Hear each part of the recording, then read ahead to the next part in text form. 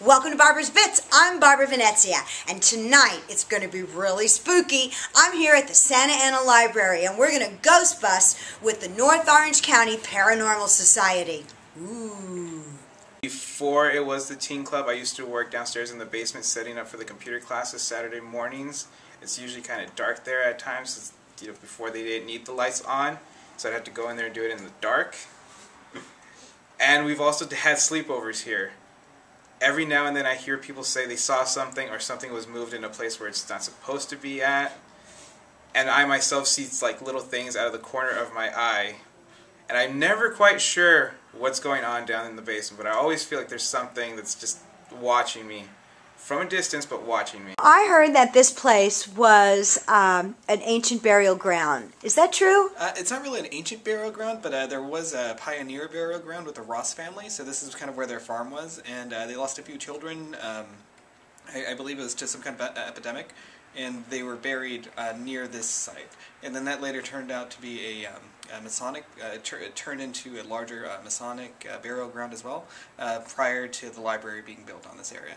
Okay, Cheryl, so you have been my contact through this. Yes. And tell me a little bit about what we're going to do tonight. Basically, the North Orange County Paranormal Society is going to give us a basic, I guess, a 101 on paranormal and ghost activity, I think, and teach our youth about it. Our library's kind of always had these rumors of being haunted, and we will be doing a haunted house on the 30th and the 31st. So a lot of our teens who are part of our haunted house team, they're going to use this as a chance to really sort of research as a way to make our haunted house a little bit more spectacular. So as the guys set up their presentation, all the kids gather in, and we're going to learn about ghost busting tonight. Has anybody had experiences here?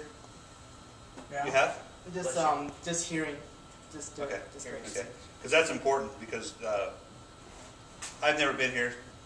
Sean or Jim's never been here, so you guys might be a little bit more familiar with the sounds that the building makes. And it's a brand new building, so I'm sure it doesn't make too much. And when you heard the noises, were they down here or were they upstairs? Upstairs. Upstairs, okay. Because I was talking to Cheryl a little bit, and she's told me, I heard you guys talking about it with yourself, that when there was nothing built here in Santa Ana, one of the original families of Santa Ana actually owned this property. And this property actually was their cemetery, the family cemetery. So, being that we're in the basement, we're probably a little bit lower than what the graves were dug. So, I was just kind of wondering, where those grave sites may have been relocated and stuff. And I mean, would it make you angry if somebody dug you up and moved you somewhere else? It might make me. That case over there is full of recording devices, both audio and video, and EMF detectors. You guys have all seen these on TV. Yeah. Okay. We'll explain what this stuff does here in a minute, but we have so much equipment that does the same thing because we're trying to create redundancy. So if we get something on one recorder, we're hoping that all recorders get it. So after the lecture, now everybody's getting the equipment ready, and we're going to walk through the library, and the guys will see what they can find here. It's an awful lot of equipment. This is a mason jar. It's been around for hundreds of years. And it's ping pong balls on a piece of fishing string glued to the bottom of the lid and sealed, so we rule out any wind or air contamination. So we just use that as another communication device. We had to say, can you grab the ball or move the ball? So it's moving now? It's because I bumped it. Oh, okay. But we wouldn't put it on a table like this. We would put it on the ground somewhere where it's solid.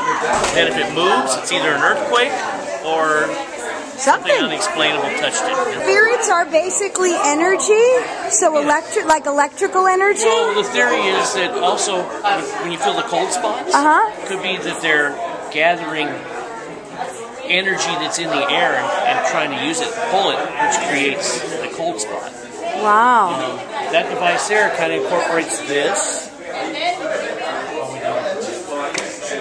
It does the same thing. It's doing the same thing, but this also has an antenna on it that creates its own EMF field that I'm getting close to. It doesn't do anything, but when I get close, if anything crosses that field, it's going to set the lights off and let me know that something was right in front of me.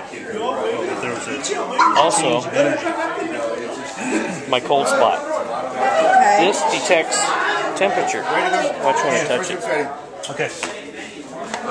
See it jump down at the bottom? Right. You know, I'm a 92, 93. So we're inside the library now, and we're waiting for the lights to go off so that we can do some ghost busting here at the Santa Ana Library. Okay, to the person that's standing over by Sam,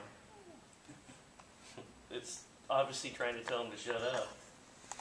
Well, that was fun. Until next time, I'm Barbara Venezia, and thanks for watching Barbara's Bits.